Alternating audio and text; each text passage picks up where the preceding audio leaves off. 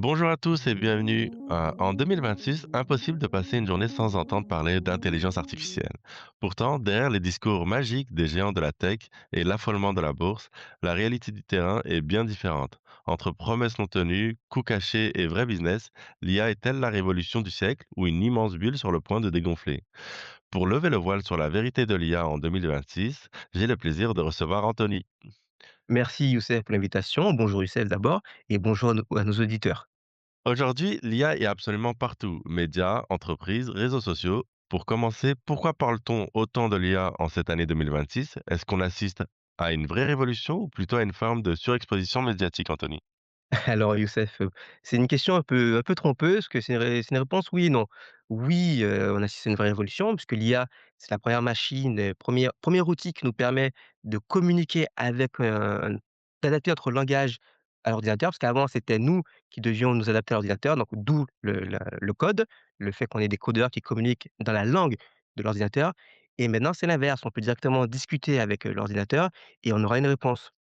Et oui, on assiste et donc oui, c'était une révolution et oui aussi, on assiste à une forme de surexposition médiatique puisque l'IA, on va en parler notamment, j'espère, tout à l'heure et il y a beaucoup de marketing derrière mais c'est quand même une révolution puisque, l'IA permet de traiter un grand nombre de données. On dit souvent que la donnée est le nouveau pétrole et l'IA permet de le raffiner. Alors, donc les géants de la tech, ils investissent des centaines de milliards dans l'IA. Et quels sont les enjeux économiques derrière cette course? Alors les enjeux économiques, c'est une gigantesque, je pense qu'on peut actuellement parler de bulle de financement circulaire. Donc depuis 2023, les géants de la tech ont investi plus de 800 milliards de dollars dans l'infrastructure IA, dans tout ce qui est data center, tout ce qui est GPU et donc ils prévoient notamment de dépenser 700 milliards supplémentaires rien qu'en 2026. C'est sans compter sur les investissements et pertes d'OpenAI et Anthropic et donc cette bulle est alimentée par quelques compagnies. Prenons un exemple simple, Nvidia, donc qui créent des puces et cetera, investissent 100 milliards dans OpenAI pour qu'ils utilisent leurs puces. Nous sommes d'accord pour l'instant, vous suivez Youssef? Oui, oui, bien sûr. De l'autre côté, avec l'argent d'Nvidia, OpenAI va acheter des puces Nvidia. Puis ensuite, on a un autre accord de 300 milliards qui a été signé entre OpenAI et Oracle, qui va utiliser l'argent pour acheter les GPU chez qui, à votre avis Youssef? Chez Nvidia. NVIDIA, bien, Ouais, bien sûr. exactement, pour les data centers. Donc en fait, c'est comme si vous, Youssef, tu Oui. payais ton client pour qu'il achète tes services produits et donc ça gonfle artificiellement la demande et ça pose plusieurs problèmes puisque dans ce cas-là, où se trouve la création d'argent? Parce que si je te donne de l'argent pour que on va se tutoyer Youssef, si vous me permettez. Avec Si tu plaisir, si je te donne de l'argent pour que tu achètes mes produits, il y a pas de création d'argent, nous sommes d'accord? bien entendu. Dans ce cas, ça pose un autre problème, les acteurs de l'IA ne peuvent pas échouer. Parce que si l'IA échoue et n'est pas utilisée par vous et moi, le commun des mortels, donc tout ce système, explose et ce qui crée aussi une manipulation des stocks du marché, puisque D'accord. la valeur des entreprises d'IA est gonflée artificiellement. Par exemple, après chaque annonce, le marché a réagi positivement, ce qui a permis à chaque entreprise de gagner plus d'argent et de satisfaire les investisseurs. Et donc, un exemple rapide, pour montrer j'allais dire un peu la supercherie, mais c'est un peu exagéré. Mais par exemple, il y a une entreprise qui fait des chaussures, Youssef, attendez, c'est un exemple que j'aime beaucoup. Une entreprise qui fait des chaussures, qui était en difficulté, qu'est-ce qu'elle a fait? Elle a annoncé qu'elle allait passer à l'IA. Donc voilà, on ne sait pas comment, on ne sait pas pourquoi, on ne sait pas qu'est-ce qu'ils vont faire et leur cours de bourse a augmenté de 580. Waouh! Voilà. Donc vous voyez un peu comment se trouve le marché actuellement. Waouh, en tout cas, ce sont des prix assez faramineux. Mais, comment fonctionne concrètement ce business model? Alors c'est une très bonne question Youssef. Le business model des géants de l'IA actuellement, c'est un peu le même alors il faut comprendre le business model des géants de l'IA. Donc Mmh. actuellement, ils ne gagnent pas d'argent. Ils sont en perte, ils perdent des milliards et c'est un business model un peu qui s'inspire un peu de tout ce qui est Uber et Airbnb, qui ont mis plus de 10 ans avant d'avoir des bénéfices et donc pour expliquer simplement le business model, si vous proposez un prix, vous acceptez de perdre de l'argent au début pour attirer des clients. Donc par exemple, là, vous avez les 1ers prix, pour, utiliser l'IA, c'est à peu près 20 €, que ce soit sur OpenAI, que ce soit sur ChatGPT Donc d'abord, il y a un appel gratuit. Je vais faire dans l'ordre. Il y a un appel gratuit, vous êtes limité. Pour aller plus loin, faut payer 20 € et ensuite il y a d'autres formules. Vous payez 20 € Youssef. Mmh. Ensuite, tu tu commences à utiliser l'IA, tu aimes beaucoup, tu l'intègres dans ton flux de travail, dans ton workflow et tu deviens un peu accro. Tu as besoin de l'outil et Exactement. surtout l'outil, il va jamais contre ce que tu lui demandes. Il va jamais te dire: «Youssef, ce que tu fais, c'est nul», tu vois? Mmh. Et donc une fois que tu es accro, l'objectif, c'est d'obtenir avoir la plus grande part de marché, avoir un monopole et derrière, on augmente les prix. On arrête de perdre de l'argent et on augmente les prix, on a des parts de marché et ensuite on augmente à 200 € et comme ça, une fois que tu es accro, tu as besoin de l'outil pour travailler. Tu as créé tous tes flux de travail derrière sur l'outil et donc tu vas accepter de payer 200 € parce que sinon, tu perds un outil précieux pour toi. Ah oui, en tout cas, ça ressemble à une stratégie de la drogue et du dealer, quoi. Effectivement, ça ça ressemble à ça. C'est une bonne comparaison. Alors on n'en est pas encore là, à ce niveau-là, pour les entreprises de l'IA, mais vu que l'IA est faite pour ne pas, trop vous contredire ou pour que vous puissiez utiliser, c'est vrai qu'on s'en approche. D'accord. D'ailleurs, ça me fait penser, on entend souvent parler de l'AGIA. Plutôt AGI en anglais, Youssef. Oui, oui, effectivement. Donc, d'IA qui remplacerait certains métiers ou même, les développeurs et comment les entreprises de l'IA utilisent, elles ces narratifs? Alors les entreprises de l'IA, elles jouent beaucoup, elles font beaucoup de marketing autour de ça. Notamment, vous avez Dario, Ammanai ou Amani, je Mmh. enfin le CEO d'Anthropic, qui le marketing déjà est surtout sous la peur. L'IA va vous remplacer, va remplacer les humains, mais donc si vous voulez pas perdre votre emploi, votre poste, votre métier, il faut utiliser l'IA. Donc je mets le feu, c'est ça la stratégie, je mets le feu, je fais peur, je dis: «Bah, j'ai une solution pour éviter le feu. J'ai une IA, 20 € ou 200 €, il faut l'utiliser».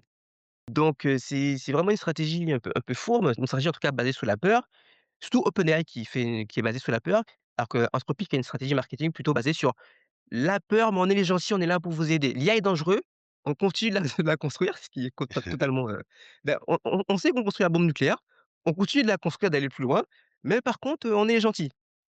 Donc c'est surtout ça le marketing, qui est utilisé par les géants de l'IA et qui se base autour, de ça, surtout sous la peur. Pour revenir à votre question par rapport à certains métiers, hem, aujourd'hui les entreprises, notamment les entreprises de l'IA, il y a eu une vague de licenciements. Je ne sais pas si vous en avez entendu parler? Oui, Il y a une vague de je pense que licenciements c'est dans les grands groupes. Oui, allez-y, excusez-moi. non, non, bien sûr, oui, effectivement, on le voit un peu partout dans les infos, beaucoup de licenciements, en tout cas.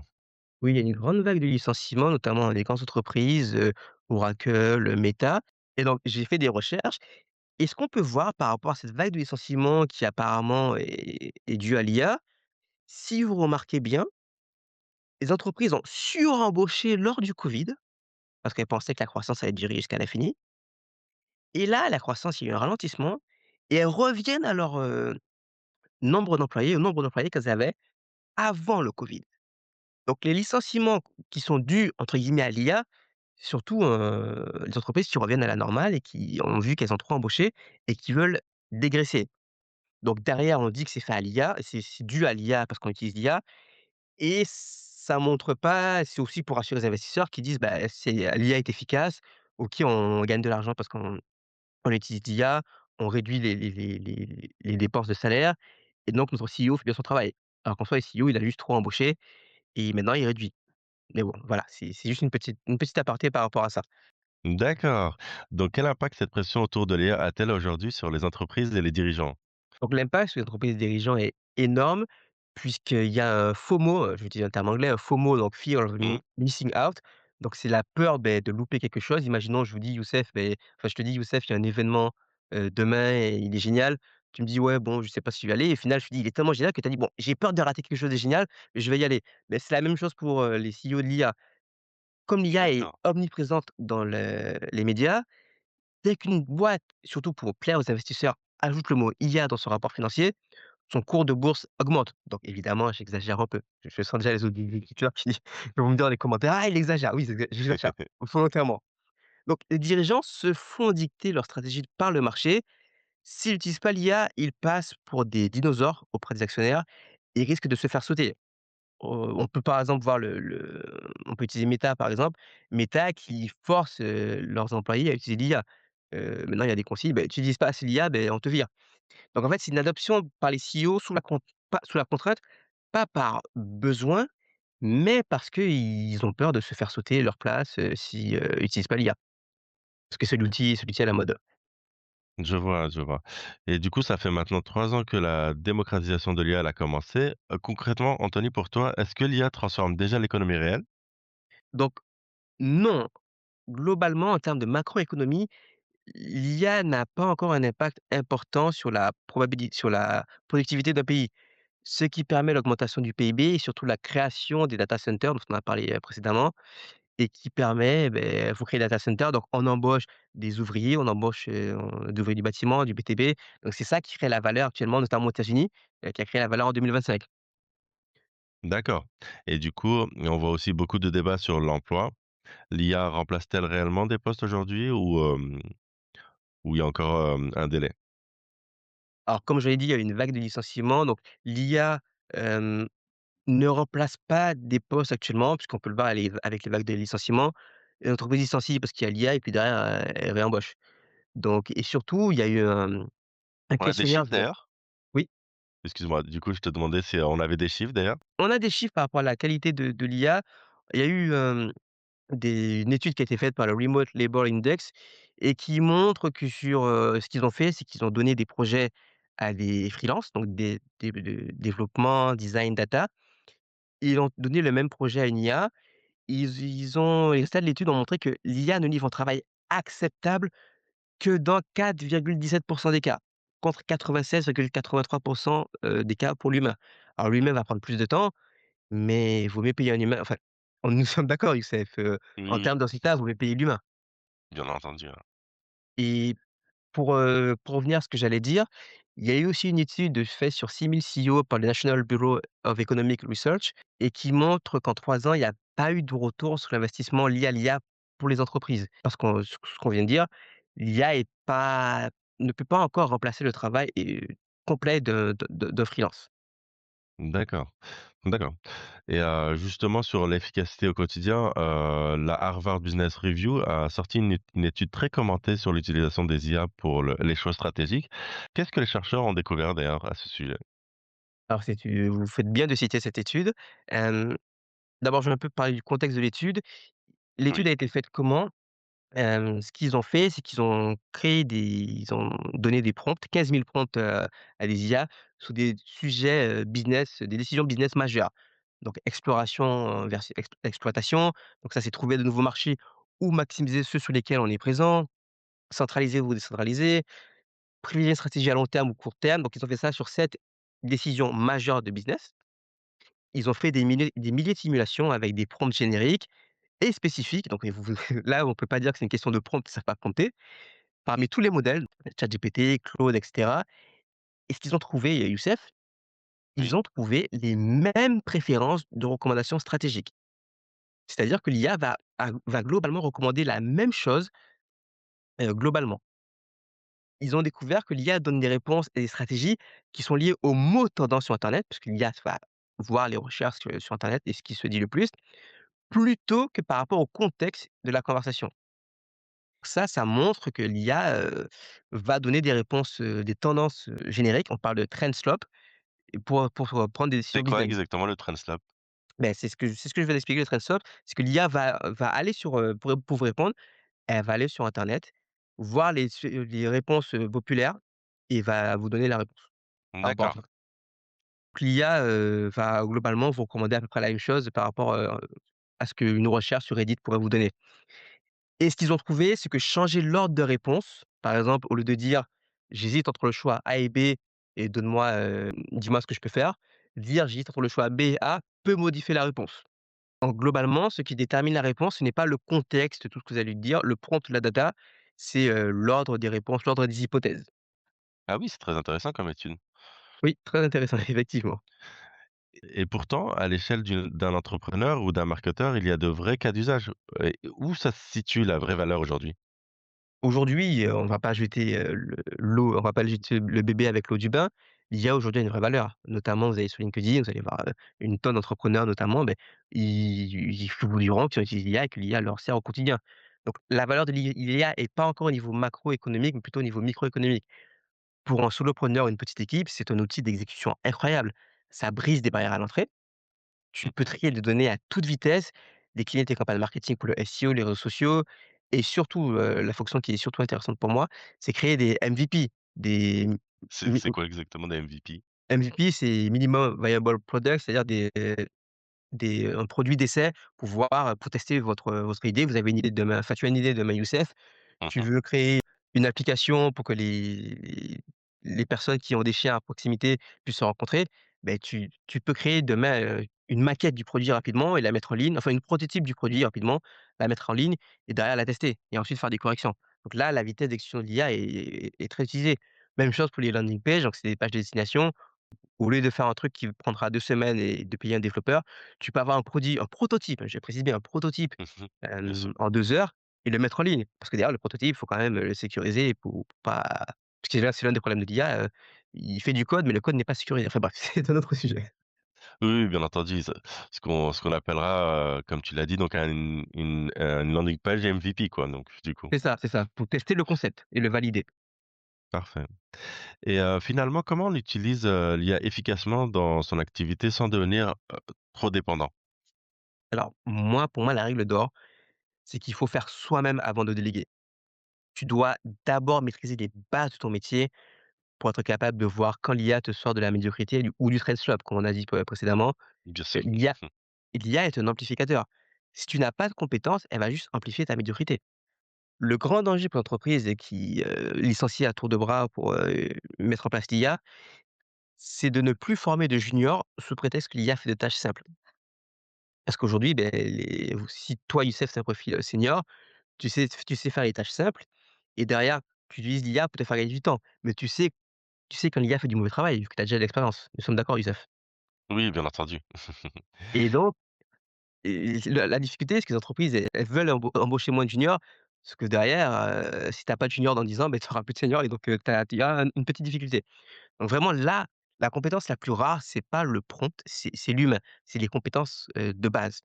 Pour moi, c'est vraiment, maîtriser les compétences de base, faire les parties qui sont, on va dire clairement, les parties qui sont chiantes, les parties automatiques, qu'on veut automatiser. Mais avant d'automatiser, il faut savoir ce qu'on fait. Voilà, c'est comme ça qu'on peut utiliser l'IA efficacement dans son activité d'indépendant. D'accord, OK, je vois. C'était très intéressant, ce que tu nous dis là et pour toi, si tu devais résumer la vérité sur l'IA en 2026 en une phrase, tu choisirais laquelle? Je dirais que, la vérité sur l'IA en 2026, c'est que c'est une bulle boursière spéculative, actuellement, parce que si on a comme on l'a vu, c'est une économie de dette circulaire et le moment où les entreprises vont voir que c'est pas elles n'ont pas le gain de productivité qu'elles espéraient, il y aura des difficultés à ce niveau-là. Mais par contre, c'est un outil formidable, pour des tâches répétitives et surtout ce qui est important, c'est que ce qu'il faut retenir, c'est qu'il faut, le plus important reste l'humain. Il faut développer des compétences et derrière utiliser l'IA comme un amplificateur. Voilà, c'est la phrase à retenir. Développez vos compétences et voilà. C'est ce qu'il faut retenir, formez-vous, développez vos compétences de base, faites les tâches répétitives même si elles sont chiantes et derrière ça va que vous servir pour votre utilisation de l'IA et que l'IA est un outil et ne doit pas être, toute votre stratégie ne doit pas reposer sur l'IA. Parce que comme on l'a vu notamment avec Claude, ils ont un peu réduit la bribe, même OpenAI, ils ont arrêté certains services. Donc si demain, l'IA, devient moins bonne ou les décideurs d'IA changent de stratégie, vous êtes un peu dans la mouise, donc il faut vraiment développer les compétences et après l'IA est un outil en plus. Voilà, c'est le mot de la fin pour moi. Jean-Pierre. Bah, merci beaucoup Anthony. En tout cas, merci pour ton expertise. Merci à vous On a Youssef pour on vos a questions. bah, merci beaucoup. En tout cas, je te souhaite, plein de bonnes choses, et j'espère te revoir très bientôt, avec une expertise sur le développement de l'IA. Je te dis à Ah oui, bientôt. il y a d'autres sujets donc j'accepte l'invitation avec plaisir, d'autres sujets notamment les psychoses qui sont liées à l'IA, enfin bref, il y a d'autres sujets, on en parlera potentiellement lors d'un autre podcast. Bien entendu, l'épisode sur l'IA n'est pas terminé, donc on aura l'occasion d'en reparler. Exactement. À bientôt Anthony. Merci Youssef et à bientôt. Au revoir.